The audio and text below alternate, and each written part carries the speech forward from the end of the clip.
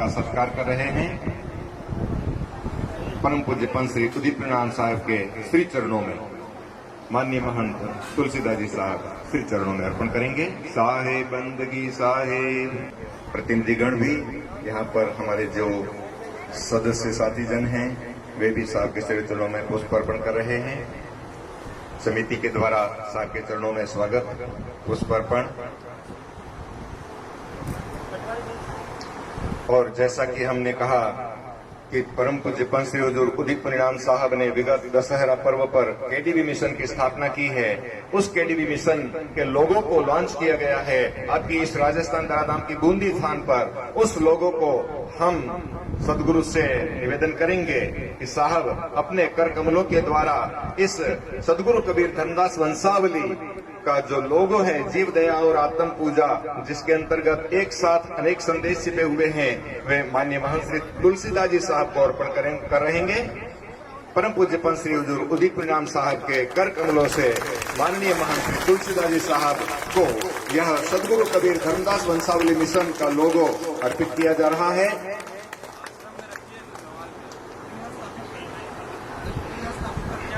और हम अपने साहब के मुखारविंद से इस लोगों की विशेषता को भी समझेंगे, साथ ही जिसमें हम कुछ कहना चाहेंगे। सदगुरु कबीर साहब का नाम आते ही धनी धर्मदास साहब का नाम अनिवार्य रूप से आता है।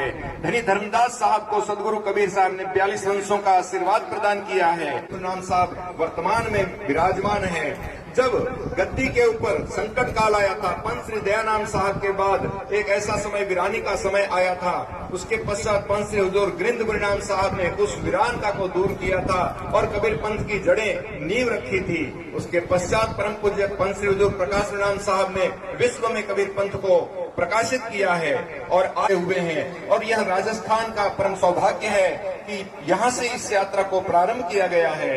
वे एक संदेश लेकर आ रहे हैं। हमारे बीच आज के वक्त की जो चुनौतियां हैं, कबीर पंथ की धारा में एक नवीनता लाना है। इस एक केडीवी मिशन सदगुरु कबीर धर्मदास वंशावली मिशन को स्थापित किया गया है और इस मिशन के द्वारा समस्त कबीर पंथ को हमें एकजुट करना है। साथ ही लैपटॉप है क्या? हम अपना मोबाइल से हाँ, इसको खोल दीजिए जब 3 पेज, मैं वो पेज पढ़ दूंगा साथ ही की भावनाओं को व्यक्त करेंगे। और सभी भक्तों से भी हमारा अनुरोध है कि वे अपने इस मिशन को समझने का प्रयास करें और साहब के संदेश को हृदयंगम कर अपने जीवन को सफल बनाएंगे।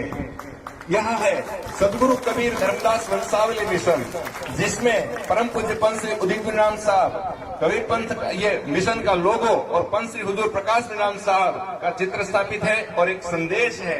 इस संदेश को हम पढ़ते हैं।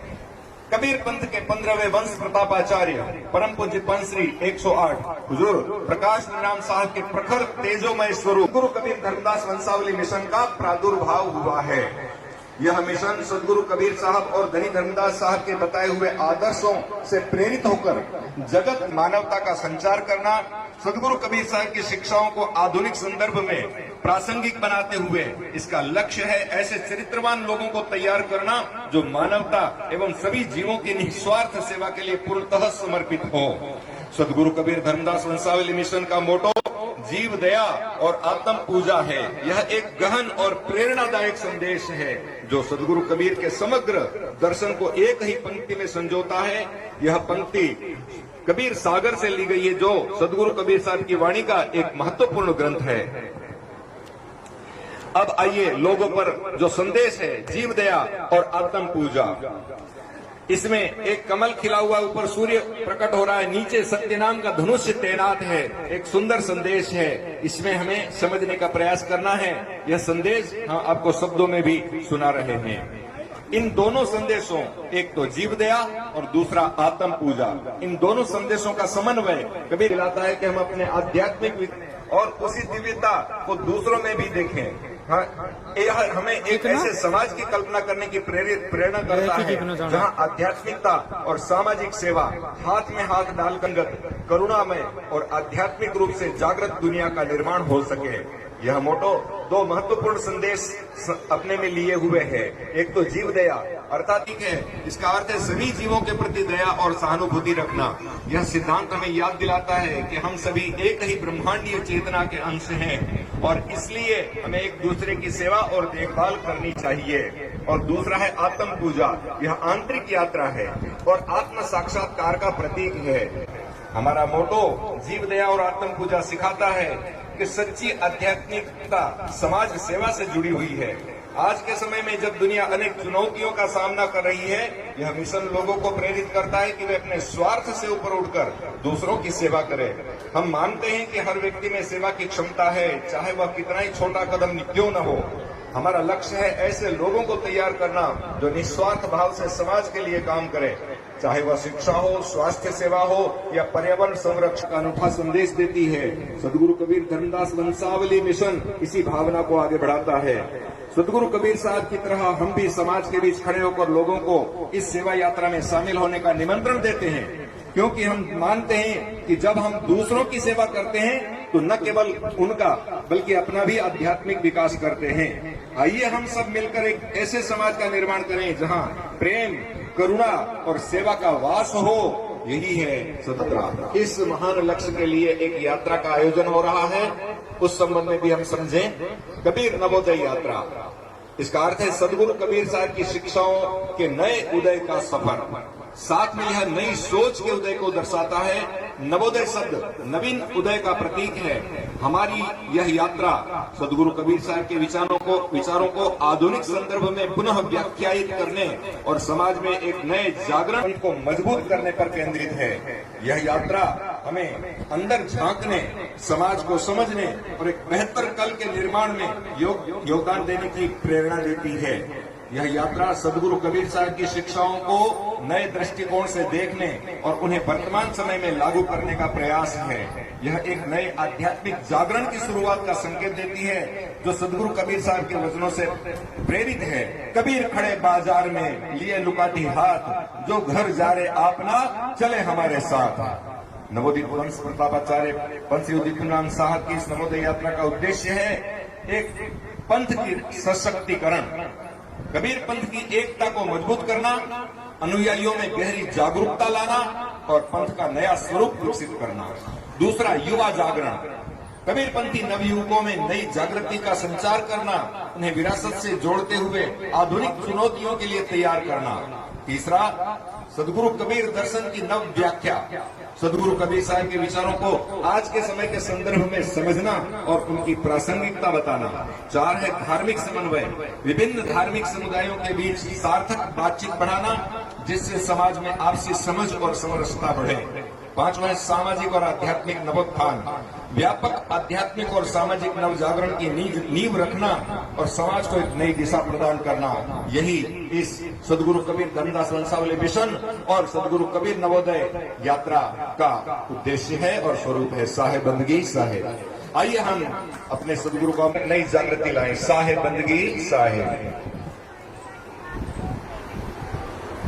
साहेब बंदगी साहेब।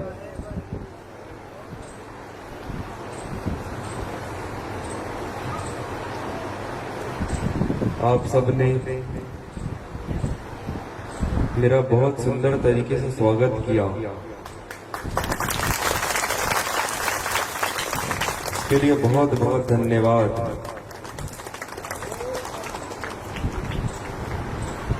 और मैं आप लोगों को धन्यवाद इसलिए देना चाहता हूँ, आप लोगों ने मुझे दर्शन दिया, अपना दर्शन दिया आप लोगों ने।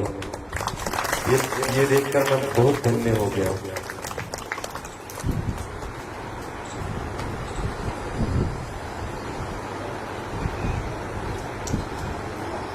हमारी जो ये यात्रा है सदगुरु कबीर नवोदय यात्रा, आप लोग नवोदय यात्रा का नवोदय का मतलब समझते हैं? कौन समझता है? नवोदय, नवीन उदय। देखिए, यहाँ सत्यनाम बना हुआ है।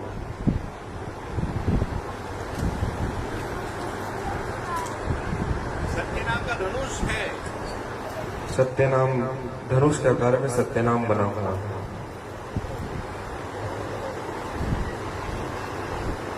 फिर जो सत्यनाम का जो बाण चलेगा उससे एक नया उदय होगा, नव उदय होगा।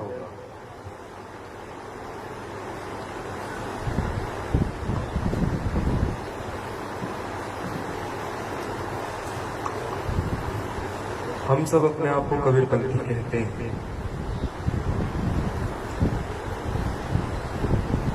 कबीरपंथी का मतलब क्या है?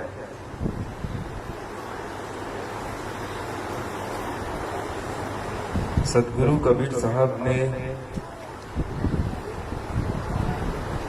जो रास्ता दिखाया है, जो रास्ता दिखाने वाला उनके मार्ग में चलने वाले, सदगुरु कबीर साहब के बताए हुए मार्ग पर चलने वाले, लेकिन हम उसका तो उल्टा कर रहे हैं।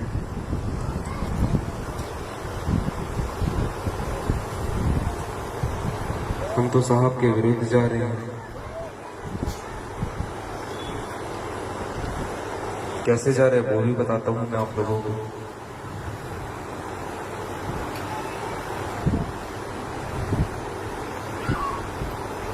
बोला है, अहंकारी बनने बोला है, घमंडी बनने बोला है। जितना मैं पढ़ा हूँ सुना हूँ उसमें तो ये तो कहीं नहीं आया। पता नहीं हमें क्या होता है, हम पहले ही स्वार्थी बन जाते हैं, घमंडी बन जाते हैं, अहंकारी बन जाते हैं। हमारे साथ है तो कहा ही नहीं कभी।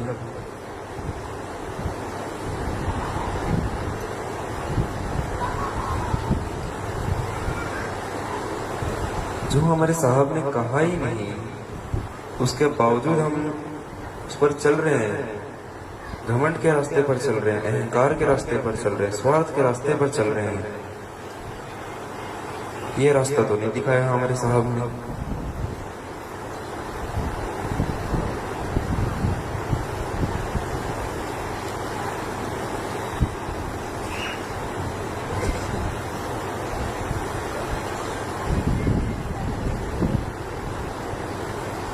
जैसे आप लोगों ने आज मेरा स्वागत किया,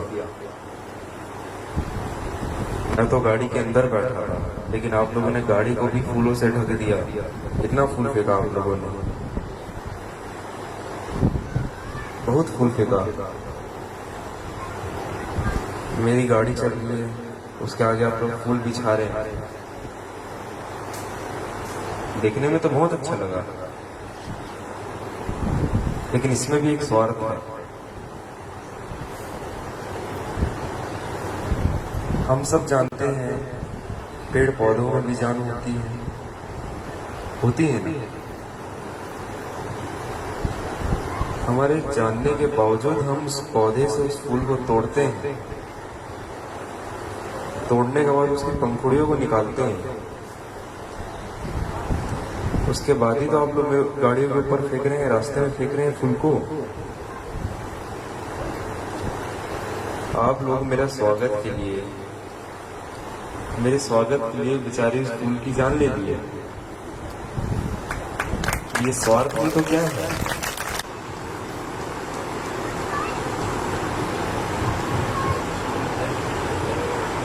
ये मैं अपनी नजरों से देख रहा हूं।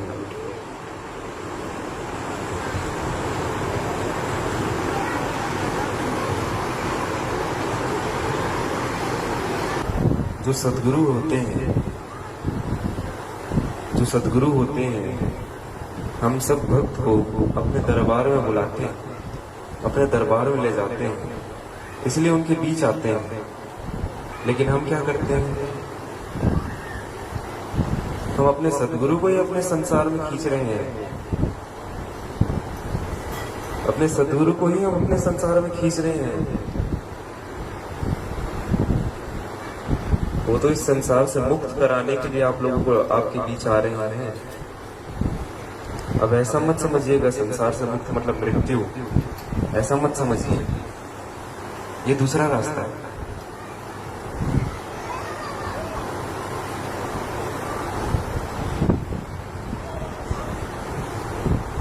संसार से मुक्त कराने आ रहे हैं मतलब आपका घमंड तोड़ने आ रहे हैं, आपका अहंकार मिटाने आ रहे हैं, आपका स्वार्थ मिटाने आ रहे हैं। लेकिन आप लोग अपने स्वार्थ के चक्कर में साहब को ही अपने तरफ खींच रहे हैं।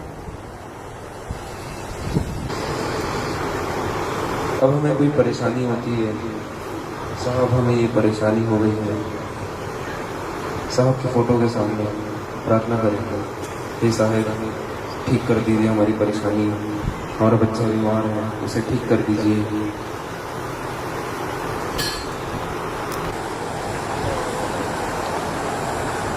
साहब इसके लिए थोड़ी ना है हमारे बीच। छोटी मोटी परेशानी हल करने नहीं आए हमारे बीच। ये छोटी मोटी परेशानी क्यों होती है साहब? तभी तो हमारे बीच आए हैं।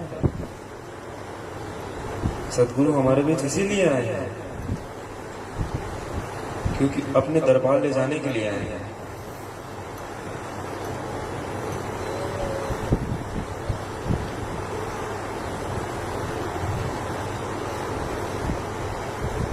लेकिन हमें तो अपने साहब को ही संसार में खींचने में पड़ा, हमें अपने साहब को ही खींचने इस संसार में। छोटी मोटी परेशानियों में बांध के रखे हैं।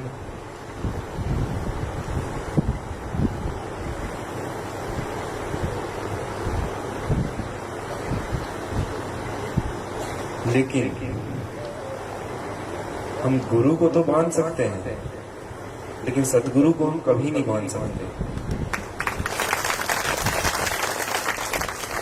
ये बंधन में हम कभी नहीं बांध सकते सतगुरु को।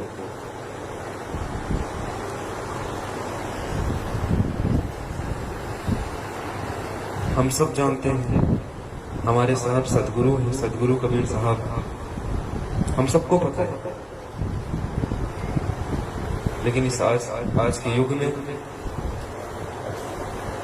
उन्हें दास का दर्जा दे दिया गया, संत का दर्जा दे दिया गया, कवि का दर्जा दे दिया गया। अरे दास तो हम हैं उनके, दास तो हम हैं, वो तो स्वयं सद्गुरु हैं।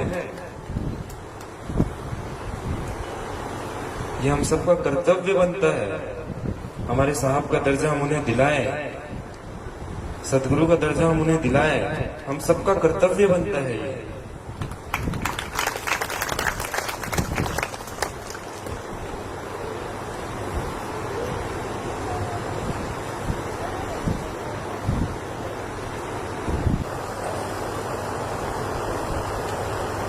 और लेकिन अभी हमारे विचार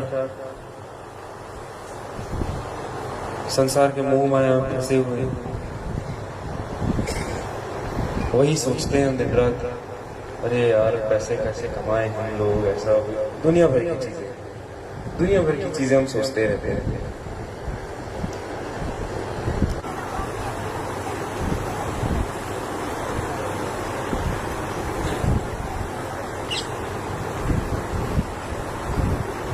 और हम कहते हैं हमारे साहब से हमें बहुत प्रेम है,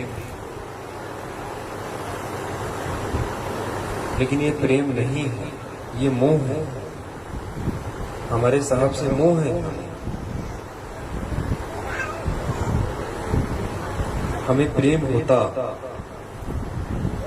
होता तो हम अपने साहब के बताए हुए मार्ग पर चलते, लेकिन हमें तो मोह है। हमें जो परेशानी हम वो बता रहे हैं,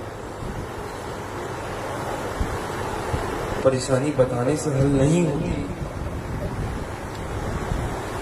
परेशानी बताने से हल नहीं होती, उसका उपाय खोजना पड़ता है, हमें ही ढूंढना पड़ता है, क्योंकि परेशानी भी तो हमारी है ना।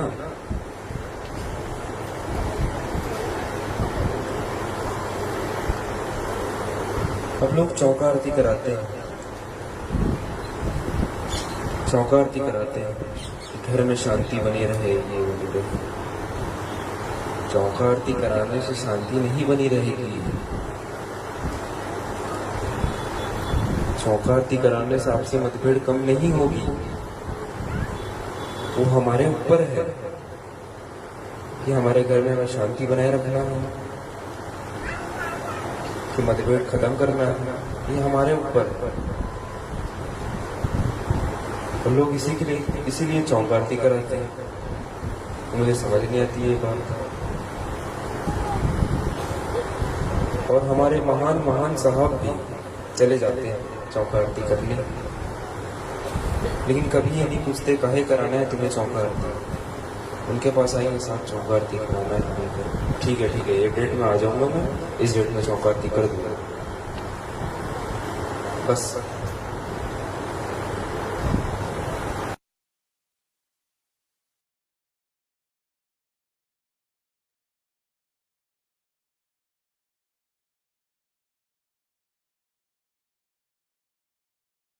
उसके लिए बेहतर करेंगे, उसके दूसरों में कुछ अच्छा करेंगे, लेकिन नहीं, हमें तो अपने लिए ही करना है।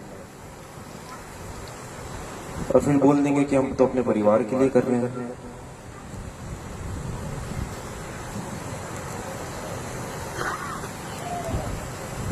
अपने बीवी बच्चों के लिए कर रहे हैं।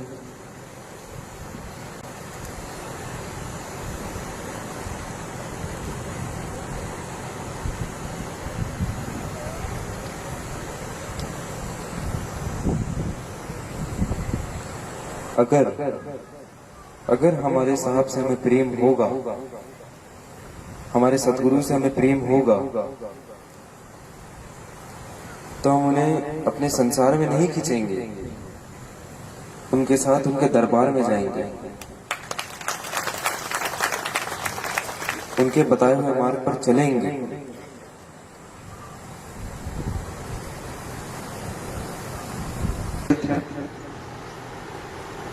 बहुत छोटी सी शर्त है, ज्यादा बड़ी शर्त नहीं है, मानेंगे आप लोग? शर्त ये है, आप लोगों को निस्वार्थ बनना पड़ेगा, आप लोगों को अहंकार से मुक्त होना पड़ेगा।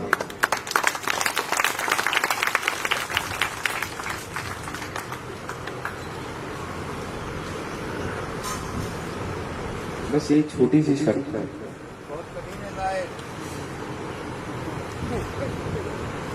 अब ये तो लोगों के ऊपर है। इससे निकलने के लिए हमारी पूरी उम्र चली जाती है।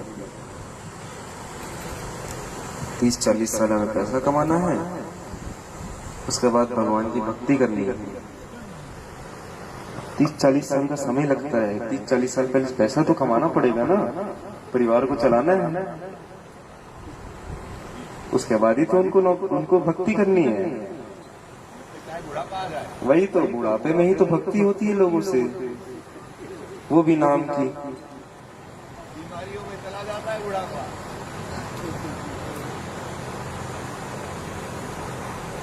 देखिए, मैं वैसा नहीं कह रहा हूँ,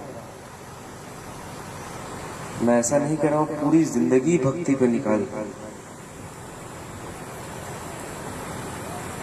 पूरे समय भजन गा रहे हैं, प्रार्थना कर रहे हैं, ये कर रहे हैं। अरे साहब, हमारी साहब कितनी साखियां हैं, हजारों लाखों साखी हैं, हमें उसे याद नहीं करना है। उनकी एक साखी को भी अपने जीवन में उतार लेंगे तो हम उनके राह पर चलने लगे। एक साखी भी मैं ज्यादा बोल दिया, मैं तो साहब की 1/4 साखी लेकर आप लोग के लिए इस यात्रा में आया हूँ। जीव दया आत्म पूजा 1/4 साखी है। इसका अर्थ समझते हैं? जीवों की दया, जीव जंतु की सेवा।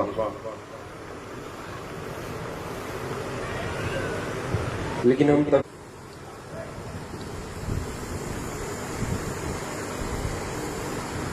अपने अंदर मनुष्यता को उतारेंगे, खुद को जानेंगे,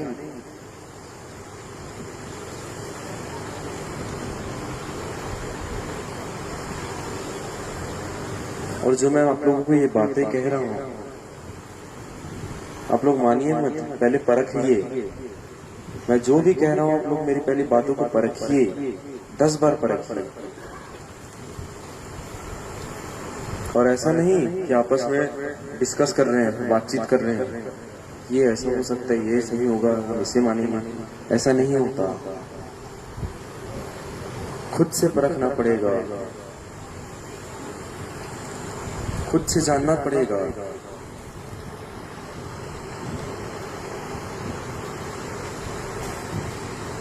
एक दूसरे से बातचीत करके कुछ नहीं मिलेगा, उल्टा आप लोग और कंफ्यूज होंगे। मैं जो कह रहा हूं, अगर मैं राइट कह रहा हूं तो आप लोग लेफ्ट समझेंगे।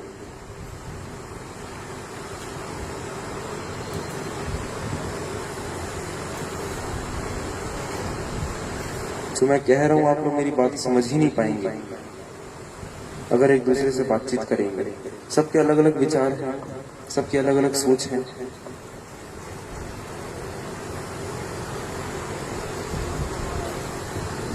कोई अपनी टिप्पणी देगा, आप अपनी टिप्पणी देंगे, मेरी बातों की तो खिचड़ी बन गई। खा लेंगे, आराम से घर जाके सो जाएंगे। ऐसा नहीं करना है आप लोगों को।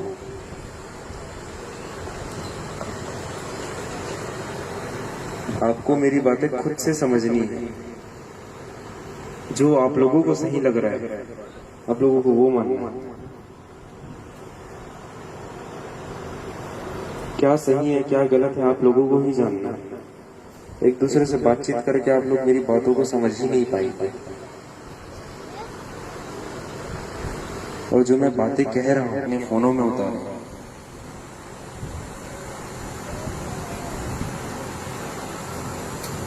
कल भी मैं यही बात कहा, मेरी बातों को आप लोग परखें, उसके बाद अपने अंदर उतारें, फोन में मत उतारें। एक जन कह रहे हैं, अच्छा हाँ मैं भूल गया, लोगों को स्टेटस भी तो लगाना होता है, व्हाट्सएप में लगाना होता है, फेसबुक में लगाना होता है, इंस्टाग्राम में स्टेटस लगाना पड़ता है कि हम यहाँ पे आए हैं, हम यहाँ भाषण सुन रहे हैं।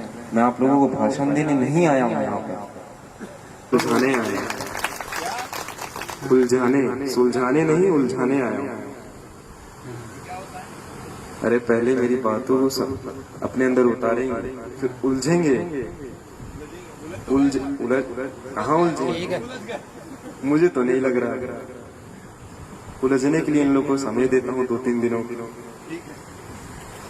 उलझेंगे, प्रश्न आएंगे मन पे, उसका सॉल्यूशन भी आप लोगों के पास ही आएगा, फिर आप लोग सुलझेंगे। मैं बोल रहा हूँ आप लोगों के लिए बोल रहा हूँ। मेरा मजा तो मौन में क्या लेना देना, लेकिन आप लोगों के लिए बोल रहा हूँ। आप लोगों को भी रास्ते पर ले जाने की कोशिश कर रहा हूँ। वो आप लोगों के ऊपर है, आप लोगों को आना है कि नहीं आना है।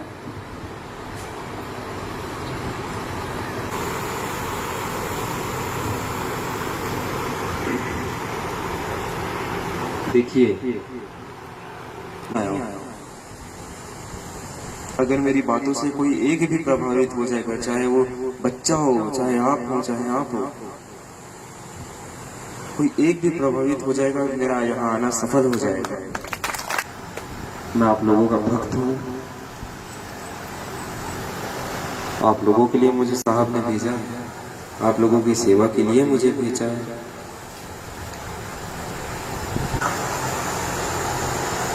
सिर्फ गुरु का ही काम नहीं है,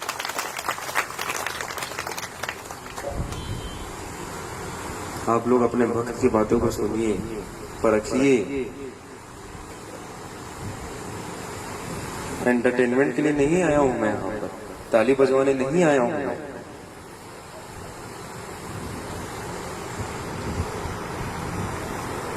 और आप भी ये सोचकर मत आइए, मैं भी बोल रहा हूँ, कुछ लोगों को बोर लग रहा होगा। अगर ये लोग थोड़ा थोड़ा बैकग्राउंड म्यूजिक दे देंगे तो आप लोगों को तो और मजा आ जाएगा, खिचड़ी में तड़का मिल जाएगा आप लोगों को।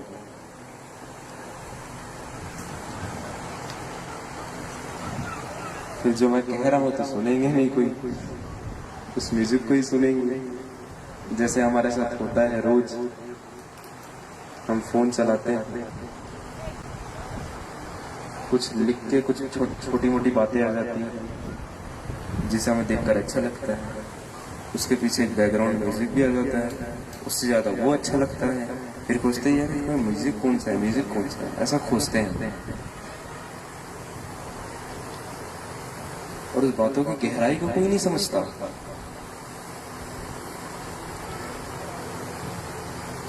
आप लोग जीव दया आत्म पूजा को भी नहीं समझेंगे, उसकी गहराई को नहीं समझेगा कोई। एक कोर्स आएंगे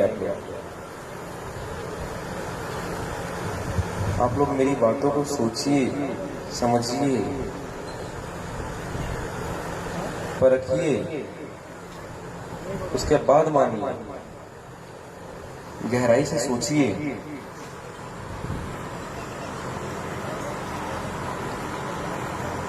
और अपने दिमाग से मत सोचना, दिमाग का इस्तेमाल यहाँ मत करना कभी।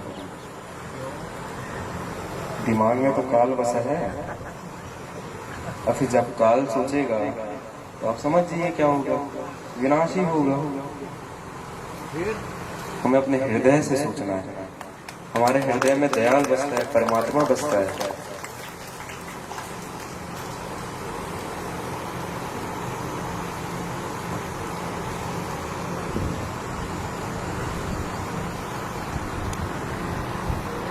आप लोग बिना चप्पल जूते के यहाँ आके बैठे हैं, अपना चप्पल जूता बाहर उतारा है। पर्याप्त है ना, वो तो पवित्र हो गए ना, अंदर आ गए, बिल्कुल सही सलामत। नहीं, मैं जो कह रहा हूं आप यहाँ बैठकर सुन रहे हैं। हमने चप्पलों को वहां उतारे हैं, बस वहां चप्पल छोड़ के नहीं आना है, अपना स्वार्थ छोड़ के आना है। ये स्वार्थ बनना, अहंकार से मुक्त कराना। मैं तो सिर्फ साधन हूं, क्योंकि मैं दिल से बोल रहा हूं। तो दिल में तो परमात्मा बसते हैं, हम सबके। परमात्मा के शब्द निकल रहे हैं। मैं अपने आप को परमात्मा नहीं कह रहा, मेरे जो हृदय में परमात्मा बसे हैं उसे परमात्मा कह रहा हूं। ये तो मेरा सिर्फ शरीर है, ये तो मेरा सिर्फ शरीर है।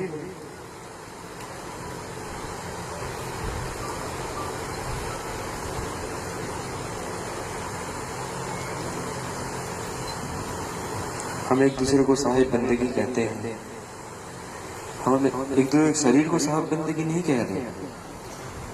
हमारे अंदर जो साहब विराजे हैं, जो परमात्मा विराजे हैं, उन्हें बंदगी कह रहे हैं, न कि शरीर को कह रहे हैं। ये बात तो हम सब जानते हैं। नहीं जानते होंगे तो अब जान जाइए, मैंने बता दिया। बहुत से लोग जानते भी होंगे। कौन कौन जानता है? कौन कौन जानता है? बस चलो ठीक है, इतने लोग जानते हैं। आप लोग जानते हैं, उसके बावजूद आप लोग वही कर रहे हैं। आप लोगों को पता है हमारे हृदय में परमात्मा बसे, फिर भी अहंकार नहीं छोड़ रहे, फिर भी स्वार्थ नहीं छोड़ रहे, निस्वार्थी नहीं बन रहे।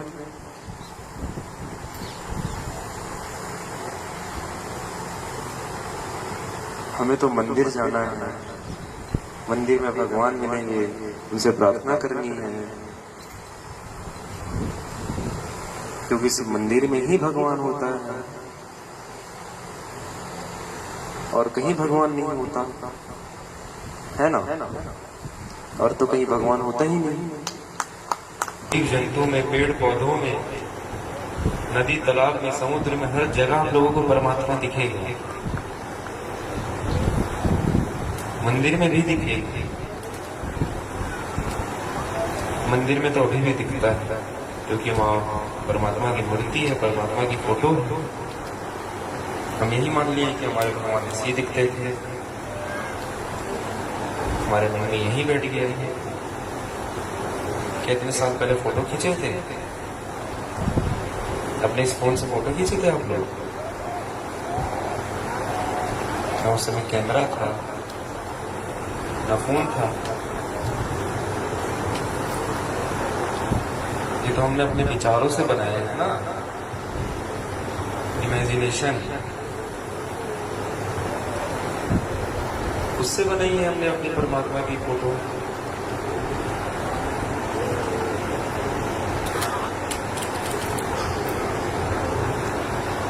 हमारे जो मन में आ रहे हैं, हमारे भगवान कैसे दिखते होंगे, हमारे परमात्मा कैसे दिखते होंगे, जैसे दिखते होंगे वैसे हमने उतार दिया।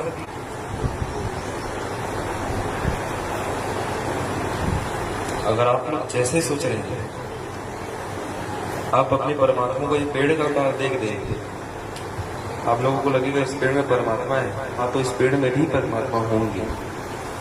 फूल पौधों में दिखेंगे तो फूल पौधों में भी परमात्मा होगा। किसी मनुष्य में देखेंगे तो उस मनुष्य में भी परमात्मा है। मनुष्य में तो परमात्मा है, उनके हृदय में परमात्मा पहले ही बसे हैं। मैं तो वही कह रहा हूँ आप लोगों को, मैं आप सबको तो वही कह रहा हूँ। अपनी परमात्मा की नजरों से देखो, काल की नजरों से मत देखो। वही समझा रहा हूं आप लोगों को।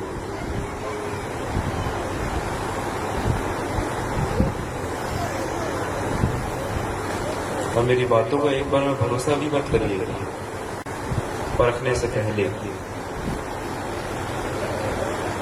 परख लीजिए।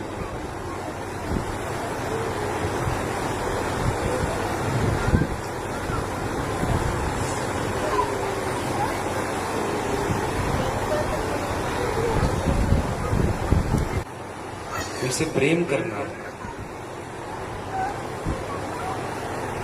हमें उनको अपने संसार में नहीं खींचना है, हमें उनके साथ उनके दरबार में जाना है।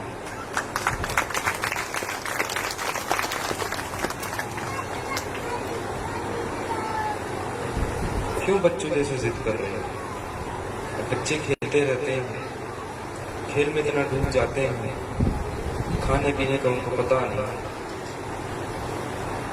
खेल कूद में अपनी दुनिया बसा लेते हैं, अपनी सोच में ये बना लेते हैं, अपनी खुद की दुनिया बना लेते हैं। फिर उनकी माता आती है, उनकी माँ आती है, हाथ पकड़ के खींच कर ले जाती है, लेकिन जिद कर जाता है, लेट जाता है, नहीं मुझे खेलने दो मुझे, लेकिन वो खींच कर ले जाती है। उसके दिमाग में जो दुनिया बसी थी तो एक सेकंड में पूरी टूट गई, तहस नहस हो गई। वैसे ही हमारे साथ भी जब हमारी मृत्यु आती है तब हम सोचते हैं, अगर किसी को बता दिया अब कितने दिनों में मौत हो जाएगी, मृत्यु हो जाएगी, फिर हम सोचने लग जाते हैं हमारे परिवार का क्या होगा, हमारे धन संपत्ति का क्या होगा, हमारे जमीनों का क्या होगा, बच्चों बीवी का क्या होगा, माँ बाप का क्या होगा। हम सबको तो पता नहीं कब आ जाएगी मृत्यु, किसी को कुछ नहीं पता, लेकिन ये तो पता है कि मृत्यु आएगी, हम सबको पता है।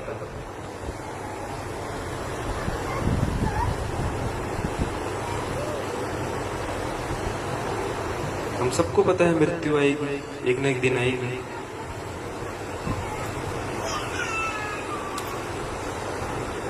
जैसे जीवन जीने का तरीका होता है, मृत्यु का भी एक तरीका होता है। अपना पूरा जीवन शांति से बिताइए,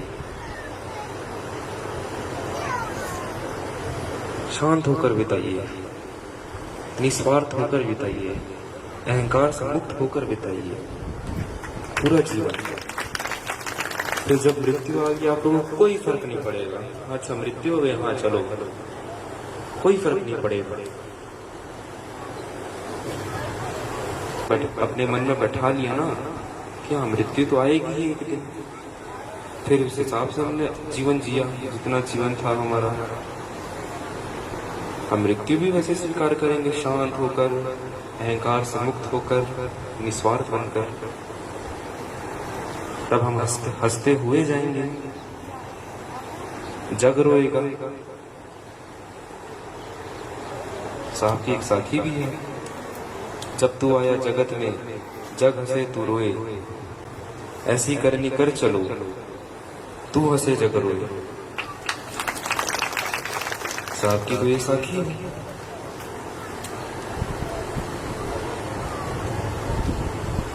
जब हम इस दुनिया में आते हैं हम रोते हैं, असहाय होते हैं, सोचने समझने की शक्ति नहीं होती,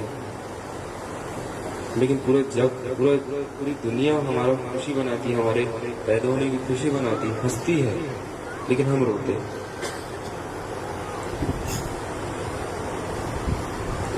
वो खुशी मनाते हैं, वो उनकी खुशी नहीं, वो खुद नहीं मना रही है खुशी, वो उनका मोह है। मैं मोह से ऊपर उठना है, प्रेम की तरफ जाना है। हमें पूरा जीवन लोगों की सेवा में बितानी है, निस्वार्थ बनकर बिताने हैं पूरा जीवन, अहंकार से मुक्त होकर बिताने हैं।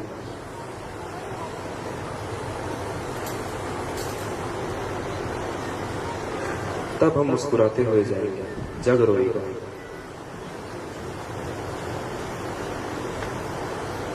फिर दुनिया को पता चलेगा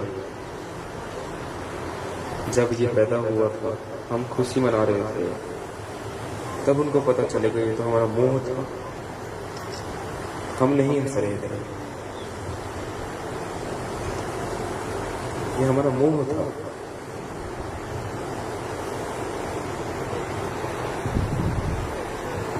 तो अपना पूरा जीवन निस्वार्थ होकर बिताइए, अहंकार से मुक्त होकर बिताइए, तब जाकर हम अपने साहब के बताए हुए मार्ग पर भी चलेंगे।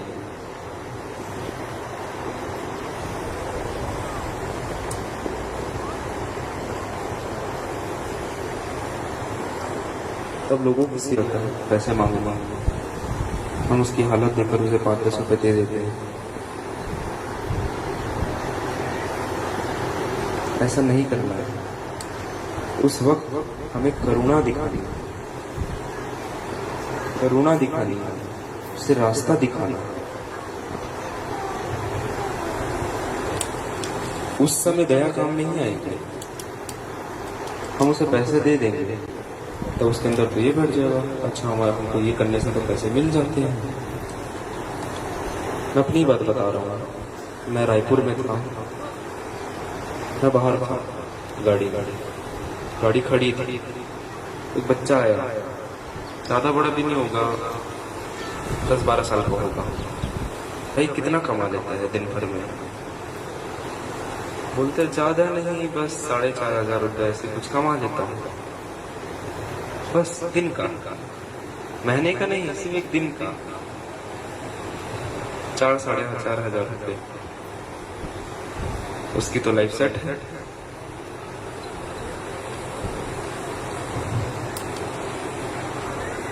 जिंदगी भर भिखारी बना रहेगा। उसको ये लगेगा कि हमारा लक्ष्य था पैसा कमाना। उसको यही रास्ता दिखेगा, यही लक्ष्य दिखेगा। रास्ते और लक्ष्य में भी फर्क होता है। बोलते हैं डॉक्टर बनना हमारा लक्ष्य है। डॉक्टर बनना तुम्हारा लक्ष्य नहीं है, वो तुम्हारा रास्ता है। डॉक्टर बन के लोगों की सेवा करना, लोगों का इलाज करना, वो तुम्हारा लक्ष्य है।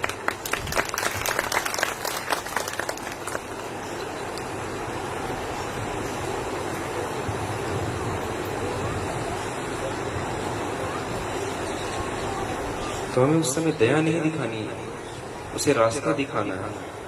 एक बार हम उसे रास्ता दिखा देंगे, उसे अपना लक्ष्य खुद ब खुद मिल जाएगा। वैसे ही हम अपने साहब के बताए हुए मार्ग पर चलेंगे, हमें अपना लक्ष्य खुद ब खुद मिल जाएगा। कुछ ना कुछ दान दीजिए। पैसों का दान नहीं, पैसों का दान अलग होता है। किसी को कुछ खाने के लिए दे दीजिए, मैं ये बोला तब इसका मतलब ये नहीं कि सिर्फ इंसानों को ही देंगे। अभी इंसानों को नहीं देंगे, किचन में जो चींटियां आ जाती है उसे तो झाड़ू मार कर भगा देंगे, मार देंगे। जब दिख रहे हैं हमें चींटियां हैं तो उन्हें थोड़ा सा आटा दे देंगे, थोड़ा चीनी दे देंगे, उनका भी भंडारा हो जाएगा। लेकिन हमें तो सिर्फ मनुष्य के भंडारे से ही पुण्य कमाना है। हमें तो यही लगता है कि इंसानों का भंडारा कराएंगे तो हमें पुण्य मिलेगा।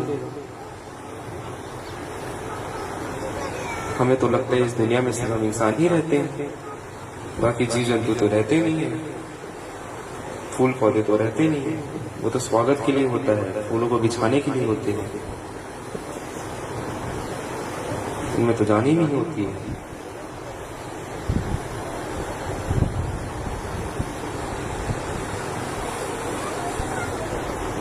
जब मैं यहाँ अगली बार आऊं, फूल फेंक के स्वागत मत करिएगा, अपनी मुस्कुराहटों से स्वागत करिएगा। चालाकी वाली मुस्कुराहट नहीं, जो हमारे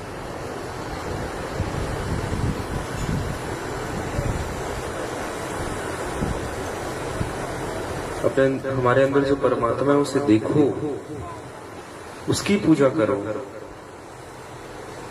उसकी पूजा करो।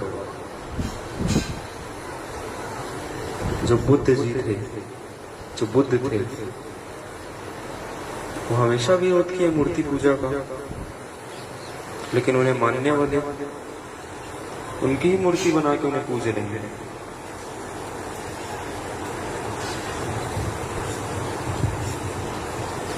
जो वो बता रहे हैं उनका कोई मान ही नहीं रख रहा,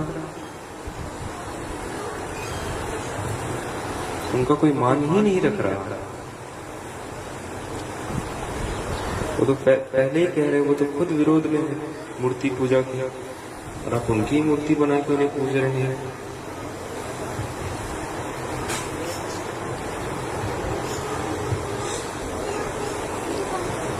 मैं सिर्फ आप कबीरपंथियों को बताने नहीं आया हूं, हमारे साहब से कबीरपंथियों को रास्ता दिखाने नहीं आए थे।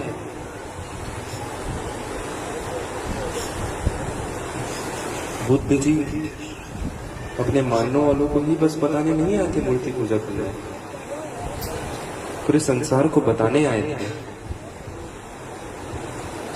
सही रास्ता दिखाने आए थे। हम लोग तो सिर्फ सहयोगी हैं, गूगल मैप है,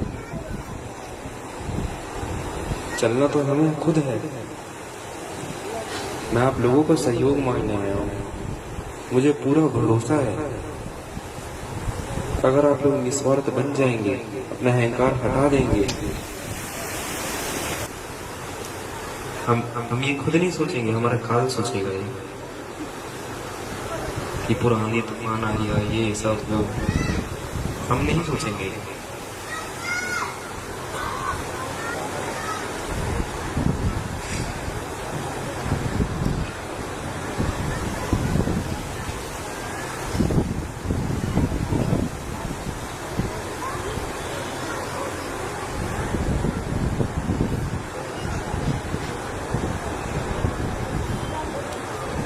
और जो मैं आप लोगों को ये बताने आया हूँ, ये परिवर्तन लाना पड़ेगा। यदि मैं लाकर रहूंगा, चाहे मुझे नर्क भी नहीं जाना पड़े, मैं नर्क भी जाऊंगा। इसका मतलब ये मत समझिएगा कि मैं नर्क स्वर्ग की बात कर रहा हूँ। नर्क स्वर्ग भी यही है, इस दुनिया में है नर्क स्वर्ग। हम जिस राह पर चल रहे हैं वो नर्क की राह पर चल रहे हैं, ना कि साहब के बताए हुए स्वर्ग की राह पर। हम उस राह पर नहीं चल रहे, हम नर्क की राह पर चल रहे हैं।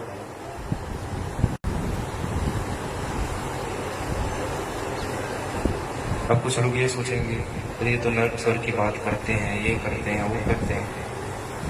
नर्क स्वर्ग भी इस दुनिया में है, हमारे मरने के बाद नर्क स्वर्ग नहीं मिलता। हमारे पैसे कमाने से नर्क स्वर्ग नहीं मिलता। पैसे कमाकर लोगों की सेवा भी करना होता है।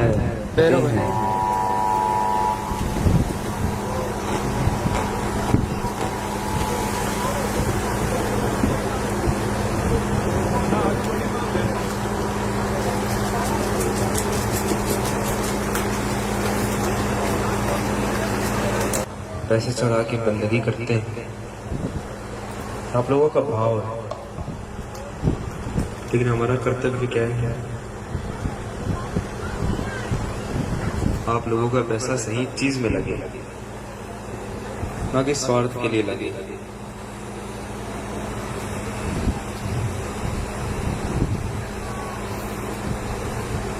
आप लोगों का एक एक पैसा अच्छी चीजों में लगेगा, अच्छी चीजों में लगाएंगे,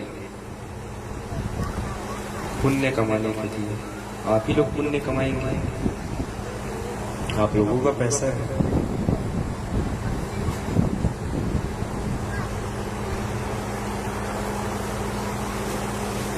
कुछ समय बाद ये चीजें दिखेगी आप लोगों को। कुछ मैंने पहले हमने बताया था कि हमारा सोशल मीडिया अकाउंट है, पता है आप लोगों को, बहुत से लोगों को नहीं पता होगा। फिर लोगों को लगने लग गया था ये तो सोशल मीडिया है, अब सोशल मीडिया में प्रचार होगा। ये तो सिर्फ एक स्टेप है, ये तो हमने सिर्फ एक बम फोड़ा है, आगे और भी चीजें आएंगी और भी बम फूटेंगे और न्यूक्लियर बम भी तैयार हो रहा है।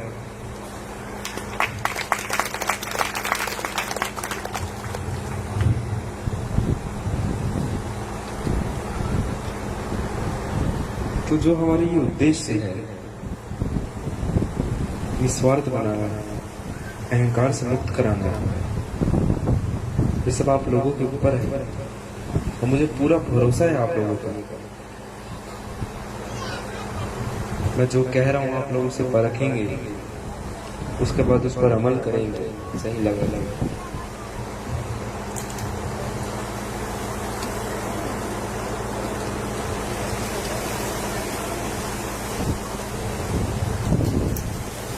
तो यही थी मेरी बातें जो मैंने आप लोगों के बीच रखी, जो मन में मेरी बातें चल रही थी मैंने आप लोगों के बीच रखी। अब आप लोगों का काम है ये परखना कि क्या सही है क्या गलत है। और मैं महान साहब को कहूँगा, बहुत अच्छी व्यवस्था की आपने, बहुत आनंद है यहाँ आकर, आप सबने बहुत अच्छी व्यवस्था की, बहुत ही शांतिपूर्वक ये कार्यक्रम हुआ। मुझे भी देखकर ये अच्छा लगा। अब कई जगह जाता हूँ एकदम भगदड़ मचा देता हूँ, ये नहीं सोचते उनके छोटे बच्चे हैं, बुजुर्ग हैं, बेचारे दब रहे हैं।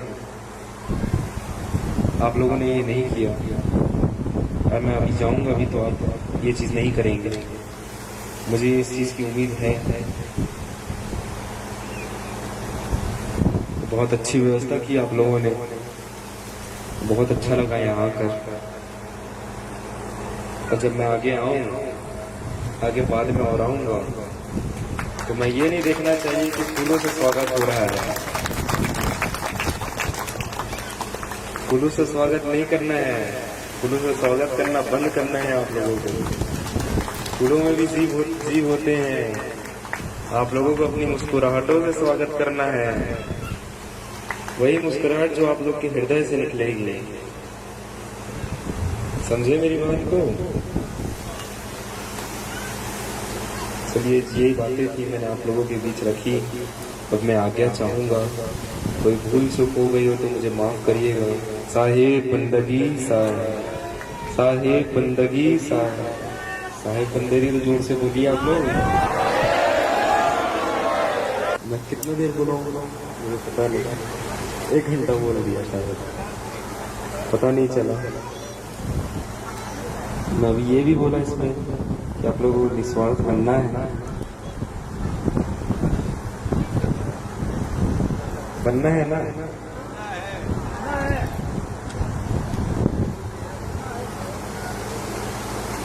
देखिए मुझे आगे भी जाना, बीकानेर जाना है मुझे, 300 किलोमीटर है।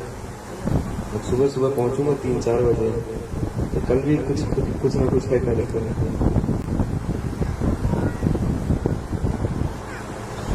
मैंने आप लोगों के बीच बातें रखी, सदगुरु कबीर साहब की बातें रखे, उनके शब्द रखे। अब आप लोगों का काम यही है कि समझना, आप लोग सब समझदार हैं, आप सब समझदार हैं।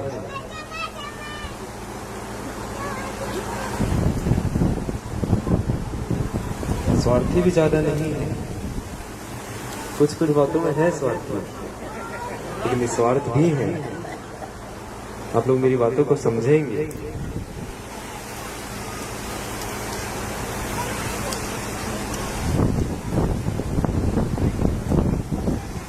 अब मैं बस आज्ञा चाहूंगा प्रस्थान करने का, आप लोग आज्ञा दीजिए।